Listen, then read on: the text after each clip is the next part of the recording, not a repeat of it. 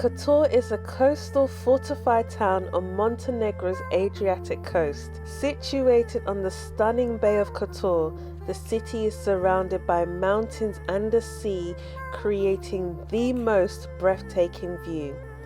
Kotor is home to some of the best preserved medieval architecture in the region, with its narrow winding streets, ancient fortresses and beautiful churches.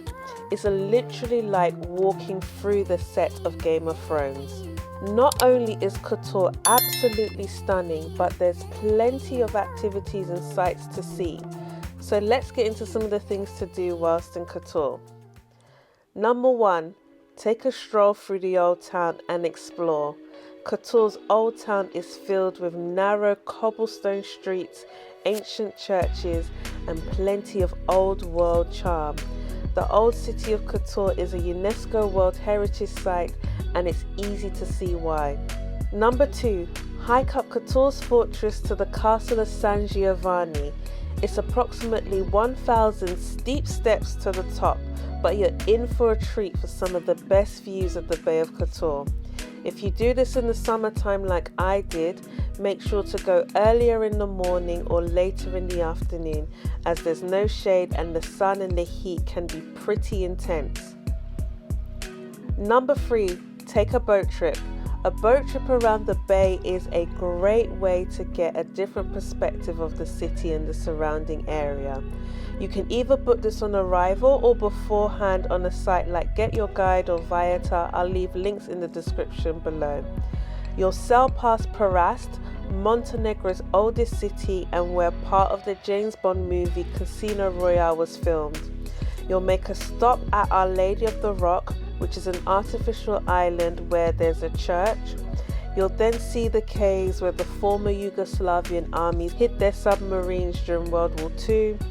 Then you'll stop at the Blue Caves where you can take a dip in that beautiful blue Adriatic Sea.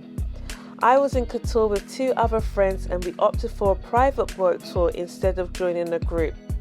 For the 3 of us we paid €20 extra each in comparison to what we would have paid if we had done a group tour. A private tour definitely allows for more flexibility, so if you're traveling in a group of 3 or more, it's worth inquiring about this. Number 4. Experience the local cuisine. Kotor has plenty of delicious local dishes to try. Make sure to sample some of the fresh seafood while you're in town.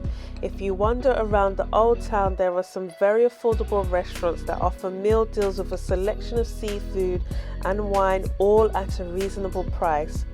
My favourite dish was the grilled octopus. We also tried Kraken, which is a wine that has been aged 15 meters under the sea for a year. Number 5. Rent some bicycles to explore the surrounding area and take in that spectacular natural beauty of Kotor Bay.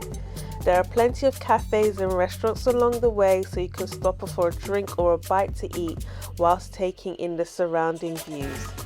Number 6. Try a spot of kayaking or supboarding for 360 views of the Bay of Kotor. I did supboarding, and although the sea wasn't rough, it definitely was not still, and I would describe it as a full spilling over the glass type feeling. So it was difficult for me to get my balance and stand up on the supboard, so I sat down the entire time, which made it extra difficult.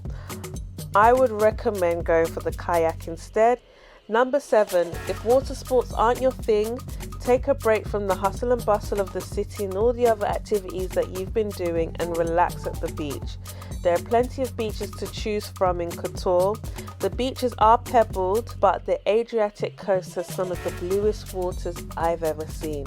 Number 8. Have a night out in the town. There are plenty of bars and clubs in Kotor. The city has a vibrant night culture with plenty of festivals and events throughout the year. Number 9. If you want some further relaxation, there are a number of spas in Kotor.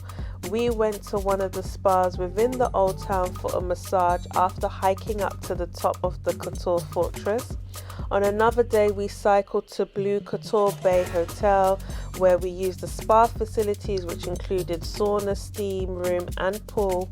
I also opted for a hot stone massage, and we ended the day with dinner at the hotel. If you're planning your next holiday and looking for inspiration, check out my playlist on the things to do whilst traveling and subscribe.